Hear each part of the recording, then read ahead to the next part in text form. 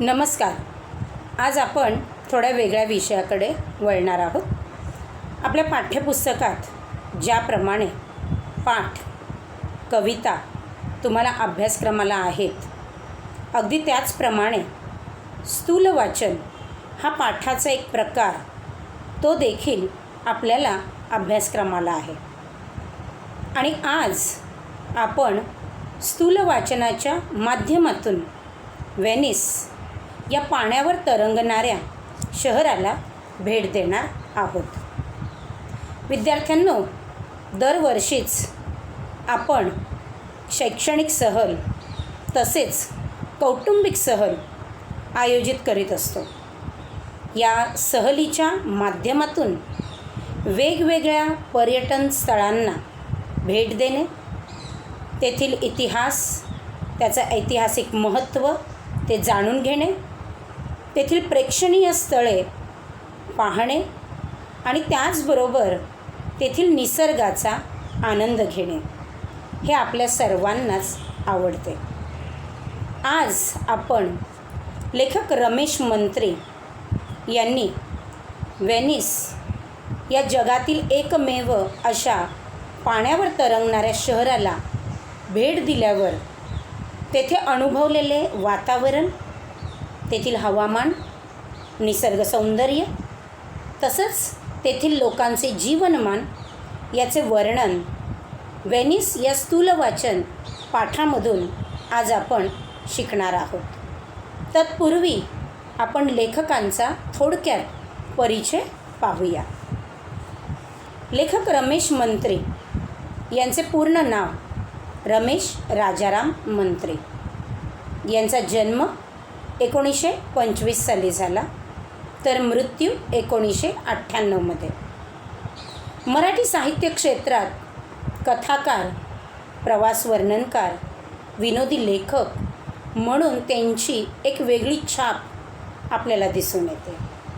इतकेच नव्हे तर रमेश मंत्रींबद्दल जर काही खास बोलायचं असेल तर ते म्हणजे जवळजवळ सन 1979 साली एकाच वर्षात तब्बल 34 पुस्तके प्रकाशित करण्याचा विक्रम लेखक रमेश मंत्री यांनी केलेला आहे. थंडीचे दिवस, सुखाचे दिवस, नवरंग यांसारखी 100हून अधिक पुस्तके आज त्यांची बाजारात प्रसिद्ध आहेत, प्रकाशित झालेली आहेत. विद्यार्थ्यांनो, व्हेनिस हे जे इटलीतील एक प्रमुख शहर आहे, युरोप खंडामध्ये तसं पाहिलं तर अनेक प्रेक्षणीय स्थळे बघण्यासारखी आहेत. युरोप हा प्रत्येकाला बघावासा वाटतो आणि याच युरोपमध्ये इटली या शहरात व्हेनिस हे एक छोटंसं शहर आहे. इटलीची राजधानी कॅपिटल रोम आहे. या शहराचा जर आपण अभ्यास केला तर जगातील प्राचीन शहरांमध्ये व्हेनिस या शहराचा समावेश आहे. जवळजवळ 1600 वर्षाचा इतिहास या शहराला लाभलेला आहे. विद्यार्थ्यांनो, व्हेनिस हे जगातील सर्वाधिक भेट देणारे असे एक पर्यटन स्थळ आहे. या शहराचं जर वैशिष्ट्य सांगायला गेलो ना तर हे शहर पूर्णपणे पाण्यावर उभे आहे. अनेक कालवे, कला, वास्तुशिल्प, निसर्गरम्य परिसर यांसाठी हे शहर अत्यंत प्रसिद्ध असं आहे. अगदी एखाद्या जादू नगरीसारखे हे शहर वसलेले आहे. तेथील ग्रँड कॅनल हा कालवा सर्वात प्रसिद्ध असा हा कालवा, ज्याचा आकार जर आपण पाहिला तर इंग्रजी अक्षरातील एस हे जे अक्षर आहे या अक्षरासारखा या एस आकाराचा हा कालवा आपल्याला तिथे दिसून येतो. इतकंच नव्हे, पर्यटनासाठी हे शहर एक प्रमुख व्यवसाय म्हणूनही प्रसिद्ध आहे. दरवर्षी जवळजवळ 30 लाख पर्यटक या शहराला भेट देण्यासाठी जातात. इतकंच नव्हे तर व्हेनिसबद्दल जर बोलायला गेलं तर तिकडची करन्सी करन्सी म्हणजे चलन, ते म्हणजे लिरा. ही तिकडची करन्सी जी आहे ती म्हणजे लिरा आहे. आणि इतके कालवे आहेत, कारण पाण्यावर तरंगणारं हे शहर आहे. त्यामुळे जवळजवळ 150हून अधिक असे तिथे कालवे आपल्याला दिसून येतात. 400पेक्षा जास्त या कालव्यावरती बांधलेले पूल ते देखील आपल्याला दिसून येतात. जे बघा, जगातील एकमेव असं हे अद्भुत पाण्यावर वसलेलं हे व्हेनिस हे शहर आहे. हे शहर म्हणजे एक प्रकारे छोट्या छोट्या बेटांचा हा पुंजका आहे. बेट म्हणजे काय? आयलँड. आणि या बेटांचा हा पुंजका आहे. आणि अशा पर्यटनस्थळी भेट द्यायला कोणाला बरे नाही आवडणार? प्रत्येकालाच आवडेल. तसंच लेखक रमेश मंत्री देखील या व्हेनिस या शहराला भेट देण्यासाठी म्हणून तेथे गेले असता या पाण्यावर तरंगणाऱ्या या शहरातील वातावरण, तेथील हवामान, तेथील निसर्ग सौंदर्य, तेथील लोकांचे जीवनमान याचे त्यांनी वर्णन, तिथे जे अनुभवलं ते वर्णन या पाठामध्ये त्यांनी आपल्याला करून दिलेले आहे. विद्यार्थ्यांनो, लेखक ज्यावेळी व्हेनिसला जाण्यासाठी त्यांनी प्रवासाला सुरुवात केली आणि सर्वात शेवटी गाडीचे अखेरचे स्टेशन व्हेनिस आल्यानंतर ते तिथे उतरले आणि नकळतच तिथे अनुभवल्या अनेक गोष्टी सांगत असताना ते म्हणतात बघा, व्हेनिस हे त्या गाडीचे अखेरचे स्टेशन होते. त्यामुळे रेल्वेचे 2 नोकर ऑल आऊट असे इंग्रजीतून आणि त्याच अर्थी इटालियन व फ्रेंचमधून ओरडत डब्यातून ते फिरत होते. त्या अमेरिकन म्हाताऱ्यांजवळ चिकार सामान होते. व्हेनिसला बिराड बदलायच्या इराद्यानं अगदी आल्यासारखे. त्यामुळे त्यांनी 2 पोर्टर्स बोलवले. मी त्या स्त्रियांचे औपचारिक आभार मानून माझी छोटी बॅग घेऊन मी निघालो. जसं मी मगाशीच म्हटलं की लेखक रमेश मंत्री या पर्यटनस्थळी भेट देण्यासाठी म्हणून ते निघाले. आणि ज्यावेळी गाडीचे अखेरचे स्टेशन व्हेनिस होते त्यावेळी गाडीतून उतरत असताना रेल्वेचे 2 नोकर गाडीतील सर्व प्रवाशांना ऑल आऊट असं इंग्रजीमधून, त्याचबरोबर इकडची भाषा इटालियन फ्रेंच या दोन्ही भाषांमधून ते सर्वांना बाहेर पडण्यासाठी ते सांगत होते. सर्व रेल्वेच्या त्या डब्यामधून ते फिरत होते, लोकांना सांगत होते की ऑल आऊट म्हणजे सर्वांनी बाहेर पडा, कारण गाडीचे हे अखेरचे स्टेशन आहे, यापुढे गाडी जाणार नाही. अर्थातच लेखक व्हेनिस बघायलाच आले होते आणि त्यामुळे लेखकही आता तिथे उतरणार होते. परंतु त्या प्रवासामध्ये लेखकाबरोबर त्यांच्या डब्यात अनेक इतर प्रवासीही होते. त्यांच्याबरोबर बसलेले सहप्रवासी अमेरिकन ते म्हातारे सर्व स्त्रिया आणि पुरुष होते. त्यांच्याकडे चिकार सामान होतं. चिकार म्हणजे पुष्कळ. जणू काही व्हेनिसला बिराड बदलण्याच्या इराद्यानंच ते आल्यासारखे होते. बघा, बिराड बदलणं याचा अर्थ काय? तर एका ठिकाणाहून दुसऱ्या ठिकाणी वास्तव्यास जाणं, त्याला आपण म्हणतो बिराड बदलणं.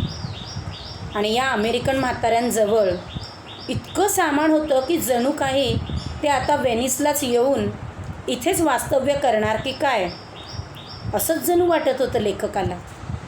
आता एवढं सामान आणि ते व्यक्ती सिनियर सिटीजन, सामान उचलणार कसं? ज्येष्ठ नागरिक ते असल्यामुळे एवढं सामान उचलणं त्यांच्यासाठी शक्य नव्हतं. आणि म्हणून त्यांनी 2 पोर्टर्स बोलवले. विद्यार्थ्यांना, पोर्टर्स म्हणजेच हमाल.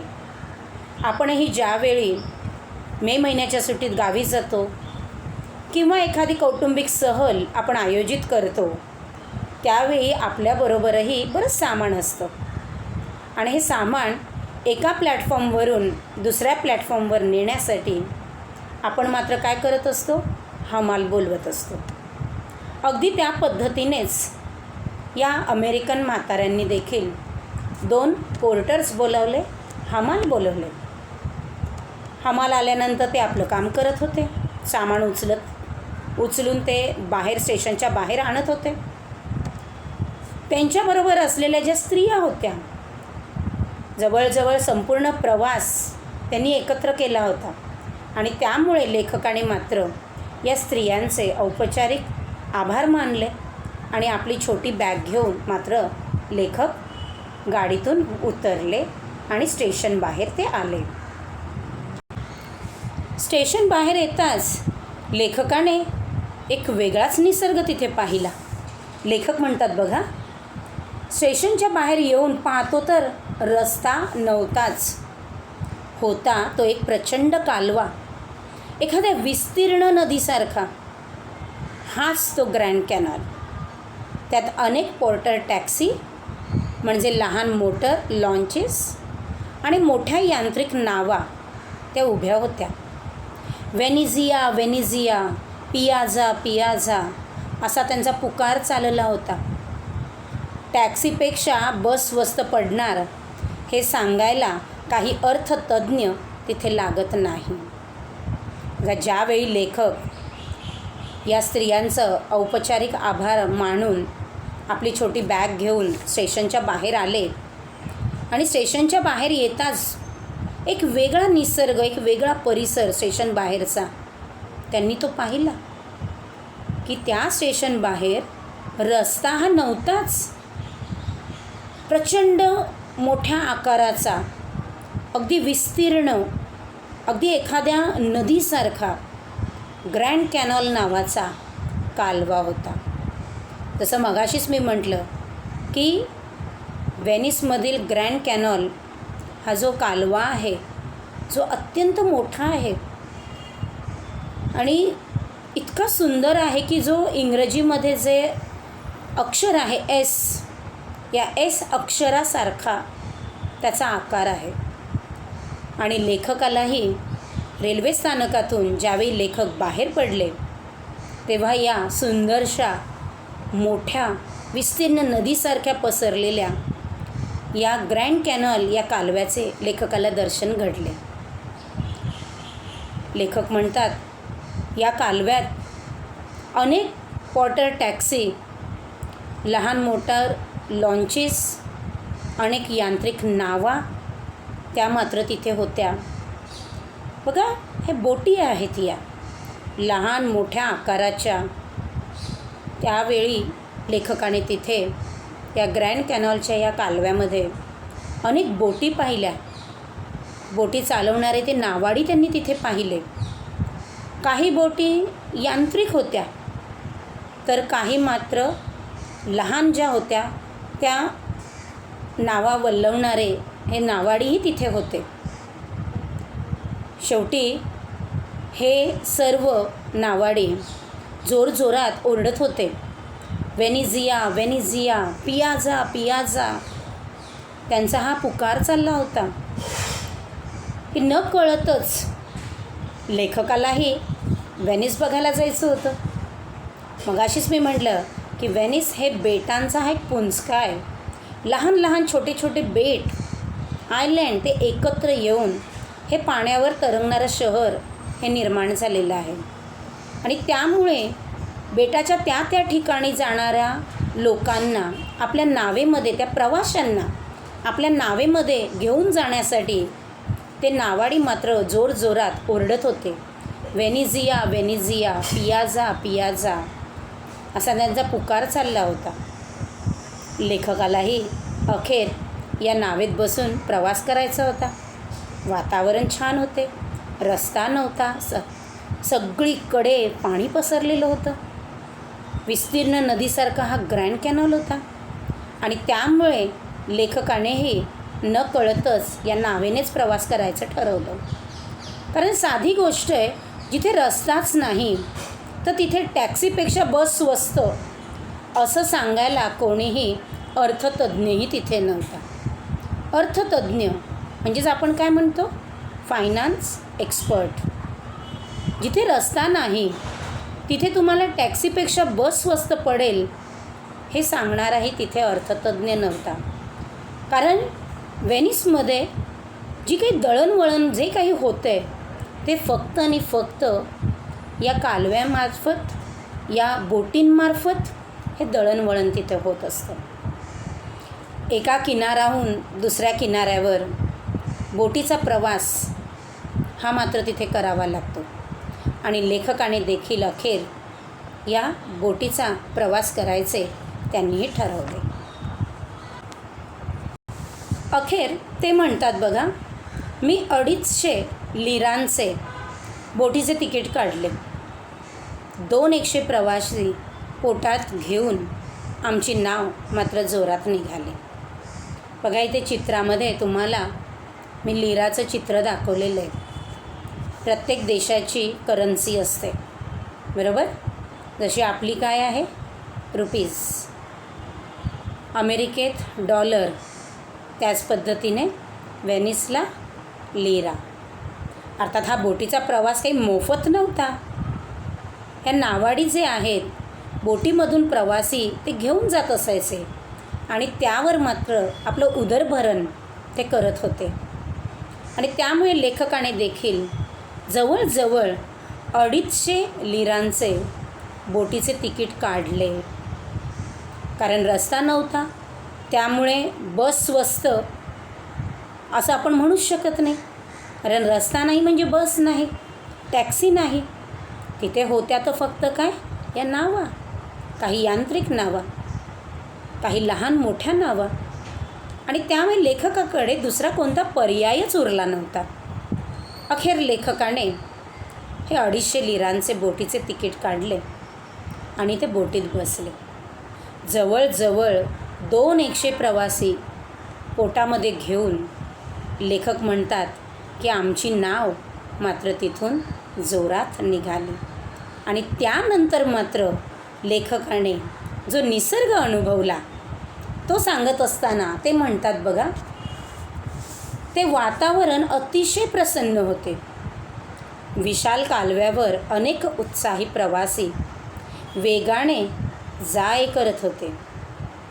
हायवेवर वाहनांची वाहतूक चालावी तशी त्या जलमार्गावर नावांची धावपळ चालली होती. अनेक प्रकारच्या नावा कालव्यातून चालल्या होत्या. बघा, न कळतच लेखक म्हणतात, लेखकाने या व्हेनिसचं वर्णन इथे करत असताना त्यांनी जे अनुभव घेतलेले आहेत ते अनुभव सांगत असताना ते म्हणतात की त्या कालव्यातून जेव्हा ते प्रवास करत होते त्यावेळी मात्र संपूर्ण वातावरण हे अतिशय प्रसन्न होते.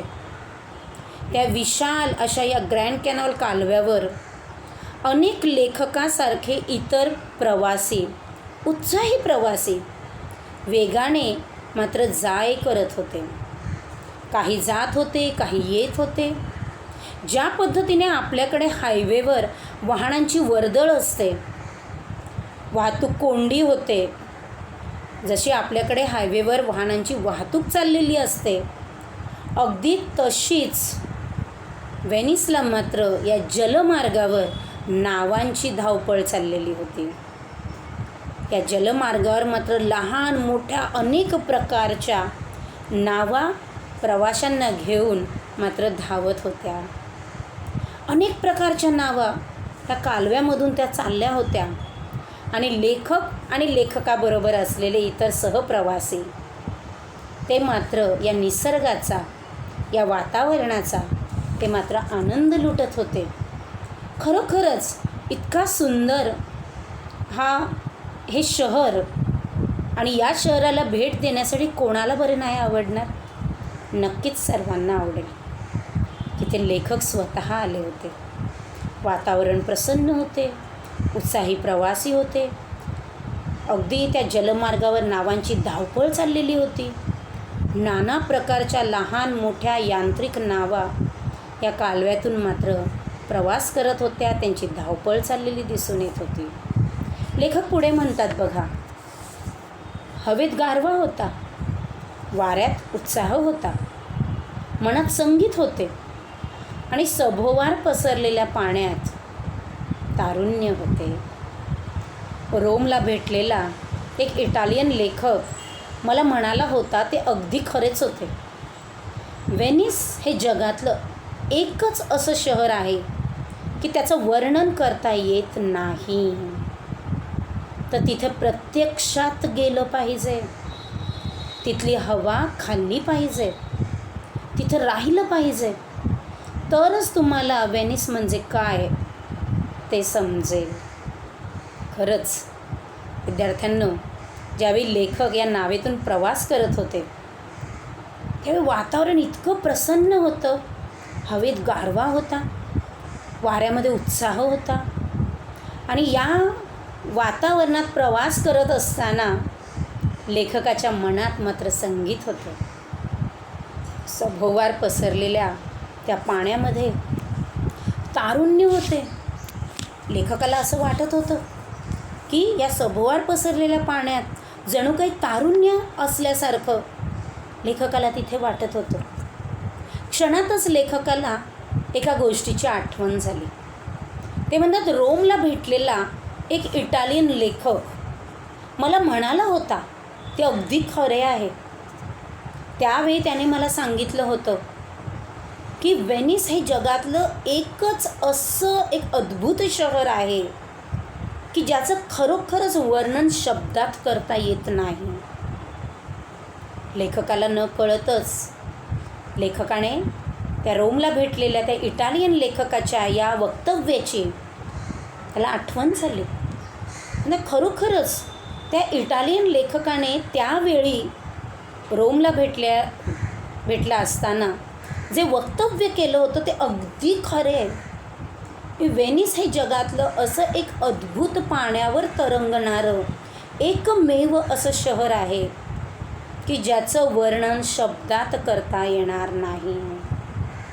तिथं प्रत्यक्षात आपण गेलं पाहिजे, आपण भेट दिली पाहिजे त्या पर्यटन स्थळाला. तिथे जाऊन तिकडचा निसर्ग तो आपण अनुभवला पाहिजे, त्याचा आस्वाद घेतला पाहिजे, तिथली हवा आपण खाल्ली पाहिजे. इतकंच नाही, 4-8 दिवस आपण तिथे राहिलं पाहिजे, तरच व्हेनिस म्हणजे काय ते तुम्हाला समजेल. खरंच विद्यार्थ्यांना, आपल्या भारतातही आपला हिमालय घ्या ना. हिमालयाचं दर्शन जो व्यक्ती घेतो खरोखरच त्या व्यक्तीलाही हिमालयाचं वर्णन शब्दात करता येत नाही. तर प्रत्यक्षात हिमालय बघितला पाहिजे, तरच हिमालयाचं खरं सौंदर्य ते आपल्याला समजेल. कारण हिमालय हा काही एक पर्वत नाही आहे, तर अनेक पर्वतांच्या त्या रांगा आहेत, विस्तीर्ण पसरलेल्या आहेत. हिम म्हणजेच बर्फ, बर्फाच्छादित आहे. आणि त्यामुळे जसं हिमालय हा प्रत्येकाने आपल्या आयुष्यात एकदा तरी पाहावा, त्याचं सौंदर्य आपण एकदा तरी अनुभवावं, अगदी तसंच व्हेनिस या शहराचं सौंदर्यही आपण प्रत्यक्षात तिथे जाऊन ते अनुभवलं पाहिजे. त्याचं वर्णन शब्दात करणं अशक्य आहे, कठीण आहे. त्याचं वर्णन शब्दात करता येणार नाही. तर तुम्हाला प्रत्यक्ष तिथे गेलं पाहिजे, तेथील निसर्गाचा आस्वाद घेतला पाहिजे, तेथील वातावरण जे आहे तिकडची हवा खाल्ली पाहिजे, तिथं राहिलं पाहिजे, तरच व्हेनिस म्हणजे काय ते तुम्हाला समजेल. अशा पद्धतीने बघा, लेखकाने इथे या व्हेनिसच्या निसर्गाचं इथे आपल्याला सुंदर असं वर्णन त्यांनी तिथे केलेलं आहे. विद्यार्थ्यांनो, आज आपण हा पाठ एवढाच बघणार आहोत. या पुढील पाठ जो आहे तो आपण उर्वरित भाग आपण दुसऱ्या व्हिडिओमधून बघूया.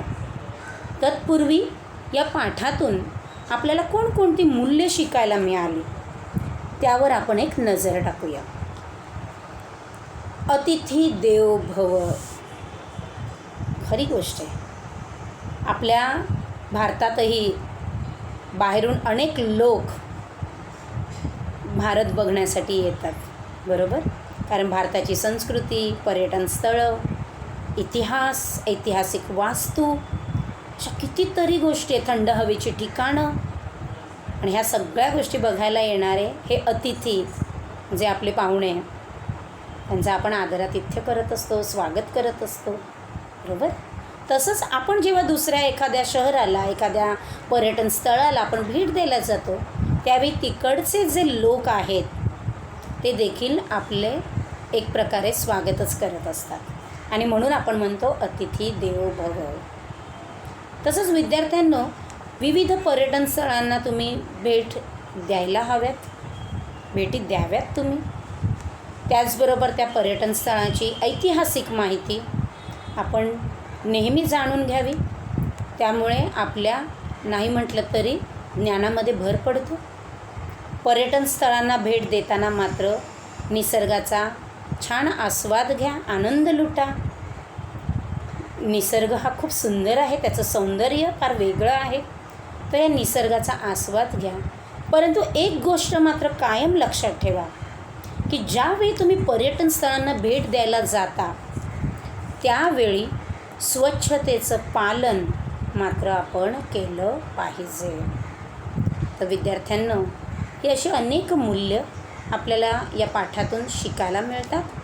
उर्वरित जो पाठ आहे तो आपण मात्र पुढच्या व्हिडिओमधून आपण शिकूया. धन्यवाद.